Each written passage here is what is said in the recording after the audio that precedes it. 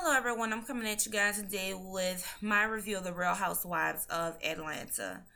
Okay, let me just go ahead and get into this foolishness. We're just gonna go ahead and just start it off with the fact that it was a continuation from the previous episode, and it pretty much started where Sheree and Marlo had their argument, and then thereafter Sheree went to her friend's house, the dinner party, and the guy's name is Kevin. Okay, let me give you guys a brief description on this troll. Okay, he had on some blue stonewashed jeans. They were like boot flared. He had some calf length boots, a brown thick belt, looked like he borrowed that from Kim's father's closet. He had on this olive green shirt. And as far as his face, to me, this is just to me, he looked like Tamara. You know, Tia and Tamara? Well, he looked like Tamara, okay? Just picture Tamara a little bit darker. Short hair, maybe a year to a year and a half post-relaxer. Well, that's what he looked like. Everybody's sitting at the table at this point, and everybody is talking about, their job, what they do in life. And of course Sheree had nothing to say. I don't think Kevin, Sheree's friend, had anything to say. I don't know if they were both crack buddies. Sheree used to do some stealing back in the day in Cleveland, so I don't know if that's somebody that used to go with her shoplifting, but he had nothing to say. I don't recall. But anyways, Candy was sitting next to this guy. His name was Vince. And you could tell he was like flirtatious with Candy. And you could tell Candy was intrigued by him being flirtatious with her. So he went on to say that he's an actor. He's a model. He's an up-and-coming producer. And he's a bartender part-time. Okay, first of all, nothing about him screams model. Up-and-coming producer, I don't know anything about that. But anyways, Candy asked him if he's been on any shows or movies or whatever, and he was like, oh no, I've been doing this since I was a kid. I'm a natural at it. So basically he's a natural born liar, and from time to time he likes to do karaoke. Now we must talk about Candy's choice of hair for this dinner party. First of all, she had this copper 1B burgundy blend half wig unit on. You could tell it looked like she pulled some of the hair from under her stocking cap with her fingers, passed a flat iron through it, and probably sprayed some oil sheen and finger combed it to blend in with the rest of the hair. I didn't like the wig at all whatsoever. I don't know what's going on. I think Candy is weave challenge and wig challenge. I don't know who manufactures this type of wig or unit. Janet Collection, Model, Sensational, Zuri, Milky Way, whoever you are, you know your product. I think you need to go ahead and do a recall on that wig because it was a hot, awful, tacky mess. So Cynthia, Nene, and Marlo had dinner. And they were at this restaurant, and basically Cynthia just made a suggestion that everyone should get along for the sake of this trip, so everyone could have a good time. Marlo was like she could be in the same room as Sheree and not speak to her, and she was like, Sheree was getting all in her face during their argument, wasn't really going to do anything to her because Sheree needs to go ahead and go to Google and Google her criminal record. Now, Marlo, we have seen your criminal record, and we've also seen the collection of your mug shots. I mean, your mug shots look like an alternative school yearbook. So later on that night, Nene, Cynthia, and Marlo were at this club, and Kevin, which is Sheree's friend, Sheree, Phaedra, and Candy went to the club to meet up with the rest of the girls. And Marlo basically greeted everyone with a hug, but she flipped the finger to Sheree. And at some point during this club scene, Marlo began throwing money in the air. And I know it just took everything from Sheree not to pick that money up from the floor, because we all know at this point Sheree can really use a decent mattress. So that's all that really happened with the club scene. But Marlo, she's very upset, very bitter, angry that she was not invited to this dinner party over at Kevin's place. She asked the girls, Phaedra and Candy, how was the dinner party? And Phaedra was like, Kevin had entertainers there. They had a good time. And Marlo, she's still going off for the simple fact that she wasn't invited to this party.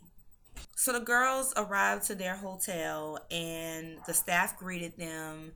And I guess the manager, because he was doing all of the talking, he told them that if there's something that they needed and it wasn't on the premises, to let him know because he'll accommodate them, try to get it done for them. And Marlo was like, is there anybody on the premises to do hair and makeup? And he said no. And she said, well, you need to have somebody to do hair and makeup. And I'm just like, okay, Marlo, we know you are an ex-convict. You have done time. Have you asked your fellow inmates in prison to grease your scalp and roll your hair with paper? So after arriving to the hotel, the girls checked out the rooms and they basically had their hearts set on what room they wanted to sleep in.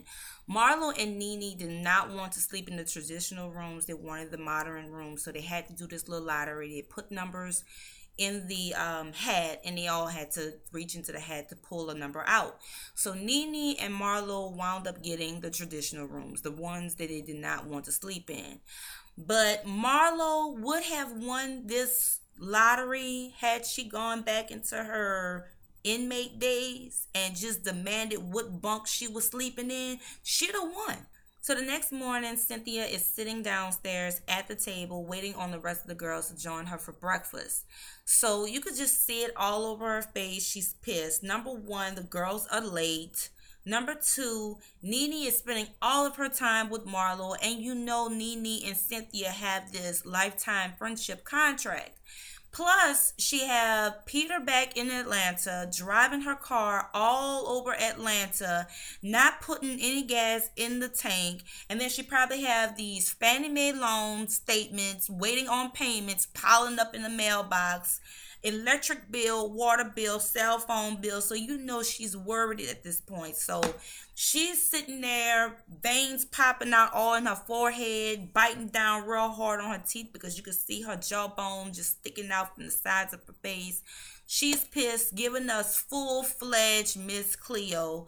So Candy and Phaedra and Sheree came downstairs finally 20 minutes later. And, basically Cynthia is just really venting to the girls about, Marlo, basically in an implied way. Nene and Marlo were upstairs getting their hair, makeup, and getting themselves styled. I don't know what it was walking around. It had on a red plaid ruffled shirt. Looked like he got it. Well, I don't know what it was. Looked like he got it from Route 21, straight off the clearance rack. Nene is trying on these nude type sandal wedges or whatever. And Marlo told her she shouldn't wear it with the cape. And basically, I saw Marlo wearing those same shoes. So I'm thinking that those two are sharing clothes. But, yeah, I don't know. But anyways, they came downstairs and Cynthia told Nene that she liked her cape. Marlo told Cynthia that it's Louis Vuitton. Well, she said Louis Vuitton. And Cynthia said during her commentary that she know Louis Vuitton when she sees it. Okay, so I don't know if that was like a side jab, suggesting that Nene is wearing knockoffs, or she's just, telling Marlo that she know designer clothes when she see it. So that's all that really happened during the breakfast. So the girls proceeded to walk towards the vehicles because they were ready for their next adventure. And we all saw what Marlo had on. She had on these bedazzled hammer pants, and then she had these nude wedges that Nene tried on prior to meeting the rest of the girls at the table for breakfast. So the funny part of that entire scene was Phaedra making fun of Marlo's disco ball pants. Now, Candy, we must get on her about her outfit of the day choices. Now, obviously, she must be into blazers for this trip because early on she had on this black blazer. It looked like a something that Carlton for the Fresh Prince of Bel-Air would have worn. But in this particular scene where they were walking to the vehicle, she had on this purple military styled blazer. She had this white band around her head. And then she had on some purple and yellow rain boots on. So the next morning, the girls went to this orphanage and they visited the kids there. And they drove through this village and they basically saw how the people live out there. And they went to this supermarket and they just bought a lot of stuff out of the supermarket to give to the people out there in the orphanage and stuff like that. Marlo, she really got on my last nerves for the simple fact, as she was counting the money to the cashier, she said that's 2,000. Trick. 2,000 in US dollars. That was $308. I'm not saying that was small. I'm not saying that was huge. I'm not saying any of that, but I'm just saying it was just the way that she did it. First of all, Miss Marlowe is an ex-convict. She's out here in Africa and she is on parole. And I'm pretty sure that her parole officer is not happy at this point that she's out there in Africa. What she need to do is work on her female voice and have a nice day. So that's pretty much all that happened on this episode of The Real Housewives of Atlanta. But if anything, after visiting those kids in the orphanage, Sheree should be inspired in buying her kids a decent mattress to sleep on. And here's where we're going to refer a friend.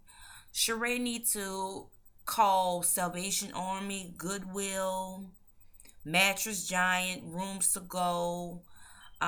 Maybe go onto the internet and go onto Craigslist and see if she can find a mattress for her kids. And if that don't work, then maybe she will want to call 211, her local information hotline. It is open 24 hours a day, 7 days a week, and all of her information will be confidential. So until the next review, guys, bye.